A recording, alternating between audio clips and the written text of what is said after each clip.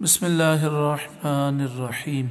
کل آپ نے یہ سماعت کیا استاد محترم امیر المجاہدین حضرت علامہ خادم حسین رضوی رحمۃ اللہ علیہ خود کس انداز سے قرآن پاک کی تحقیق فرماتے اور آپ خود کتنے پکے حافظ تھے۔ ہماری کلاس میں تقریباً 190 طلبہ تھے۔ ایک بار آپ نے ارشاد فرمایا کتنے حفاظ ہیں کھڑے ہو جائیں۔ میرا خیال ہے کہ 30 کے قریب حفاظ کھڑے ہوئے۔ استاد محترم نے ان سے چند سوالات کیے، وہ اگر مناسب ہوا تو میں کسی اور موقع پر عرض کروں گا۔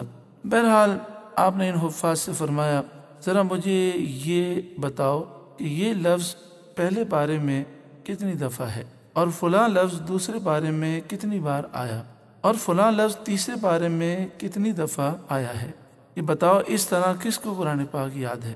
ظاہری سی بات ہے ہر ایک حافظ قرآن ایک دوسرے کا منہ دیکھنے لگا۔ یاد کرنا تو دور کی بات، کبھی کسی حافظ سے سنا بھی نہیں ہوگا کہ انہیں اس طرح قرآن پاک یاد ہو۔ سب خاموش ہو گئے۔ ایک طالب علم نے ہمت کر کے استاد محترم سے عرض کی، استاد صاحب آپ تو قرآن پاک کے پکے حافظ ہیں، کیا آپ اس طرح پڑھ سکتے ہیں؟ اب جو بات میں بتانے لگا ہوں وہ بات بطور کرامت ہے۔ آپ نے فرمایا ہاں ٹھیک ہے میں پڑھ سکتا ہوں، آپ پوچھیں کون سا لفظ ہے، میں یہ بتا دوں گا کہ یہ لفظ اس پارے میں کتنی دفعہ آیا۔ اللہ اکبر۔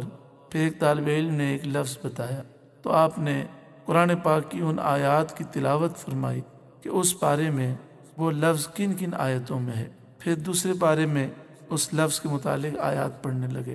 آپ اتنے پکے حافظ کہ آپ خود فرماتے ہیں کہ میں ایک رکعت میں پورا قرآن سنا سکتا ہوں۔ آپ کا حافظہ اتنا مضبوط کیسے تھا؟ خاص طور پہ قرآن پاک کے معاملے میں آپ اتنے مضبوط حافظ کیسے تھے؟ اس لیے کہ آپ نے صاحب قرآن سے عشق و وفا کی۔ صاحب قرآن کا عشق اور ان سے وفاداری کی نعمت آپ کو ملی تھی۔ عام طور پر حافظ یہ سمجھتا ہے کہ اس میں بڑی خوبی یہ ہے، سعادت یہ ہے کہ میں پورا سال تو پڑھتا ہی نہیں ہوں لیکن رمضان میں مصلی پر کھڑا ہو جاتا ہوں۔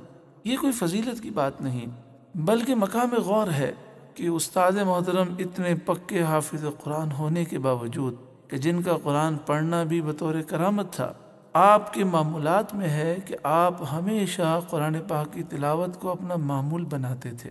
آپ بغیر دیکھے کئی پارے تلاوت فرماتے اور تسلسل کے ساتھ آپ کا ایک ٹارگیٹ ہوتا کہ مجھے اتنا قرآن پاک پڑھنا ہے۔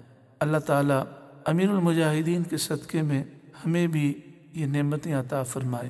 امیر المجاہدین کو یہ نعمتیں ملی حضور سے محبت کی وجہ سے۔